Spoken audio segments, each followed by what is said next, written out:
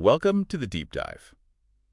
Okay, today we're getting into something really cool for RC fans. The Tamiya Frog ORV drivetrain. Oh yeah, an absolute classic from the 80s. That Yeah. platform, the Frog, the Brat, Blackfoot, Monster Beetle, Yeah, iconic stuff. totally iconic. But let's be honest, it had a bit of a reputation, didn't it? Especially that gearbox. It did, yeah.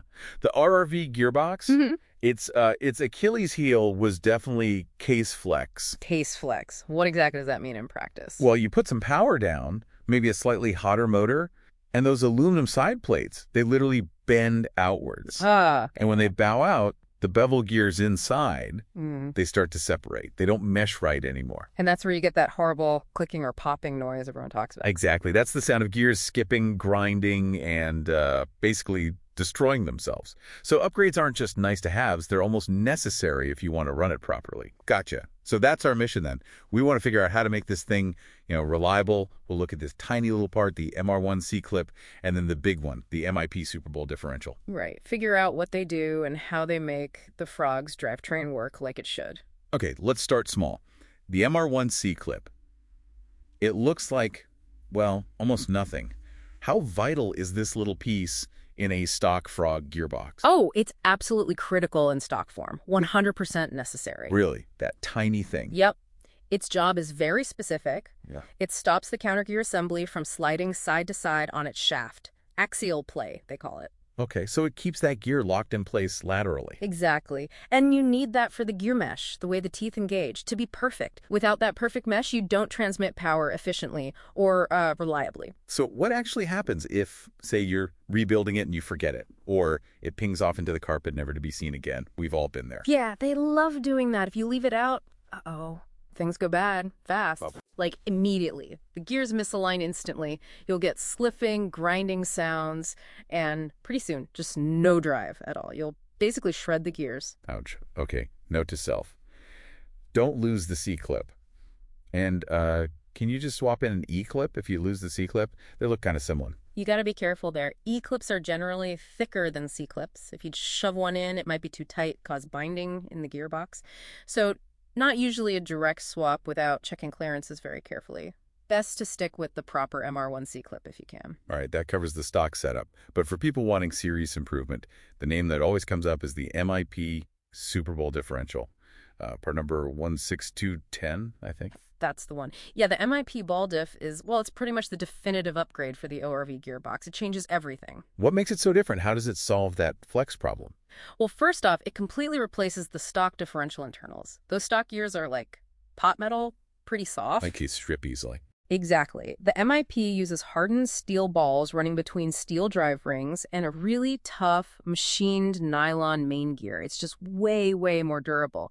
Plus, you can adjust it, tune the limited slip action. And the flex. The key thing is the MIP unit is self-contained and rigid. It doesn't rely on the gearbox side plates for its internal alignment like the stock diff does. So even if the case flexes a bit, the diff internals stay perfectly meshed. It essentially makes the gearbox immune to that specific failure mode. That sounds like exactly what's needed. But I feel like there's a but coming. I've heard installation in a Frog isn't totally straightforward. Ah, yes. This is probably the most common mistake people make. And it's crucial. If you put the MIP diff, PN16210, into a Frog, you absolutely must replace the stock Frog counter gear and spur gear.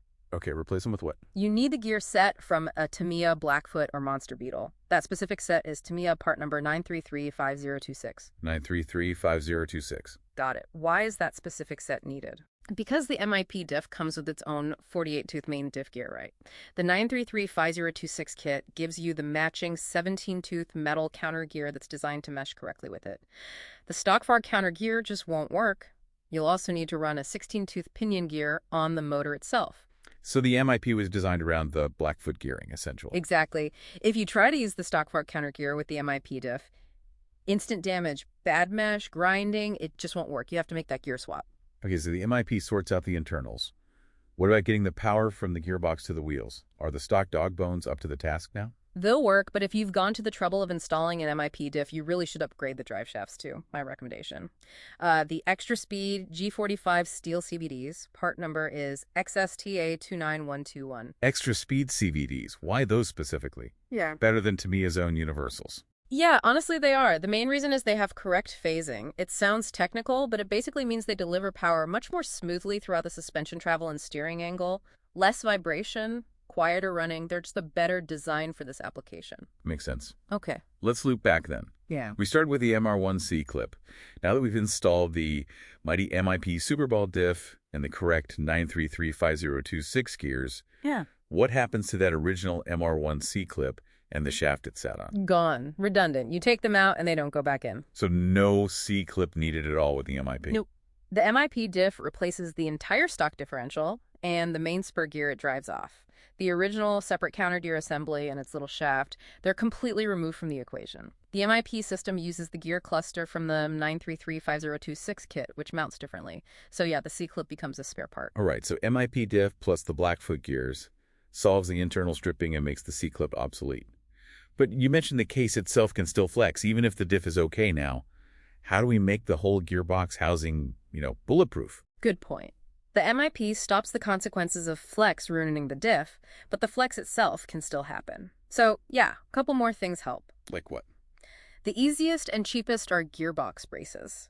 These are usually simple metal or plastic clamps that go around the outside of the gearbox. Ah, okay, they physically stop the side plates from bowing out. Exactly. Very effective for the cost. For the ultimate solution, though, you can actually replace the stark aluminum side plates entirely. With what? Steel?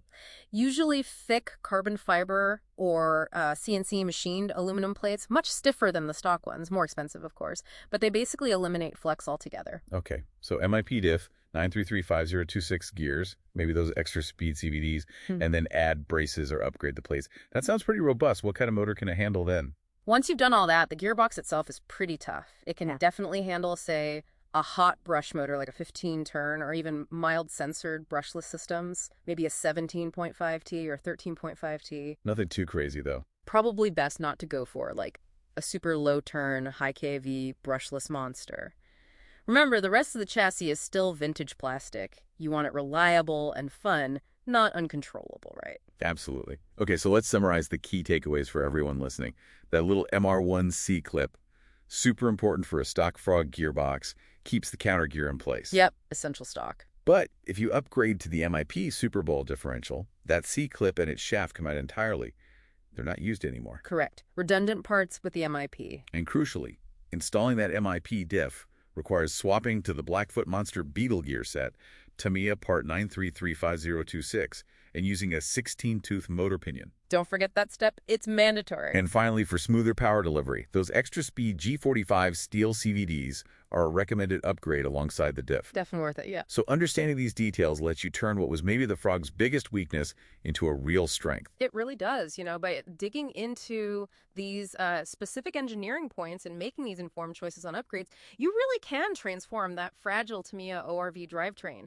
You get something robust, reliable, something you can actually go out and bash with. It ensures these amazing vintage buggies keep running hard and providing fun, for years to come instead of just sitting on a shelf. Makes you think about what other weak links in classic designs could be solved with the right knowledge, doesn't it?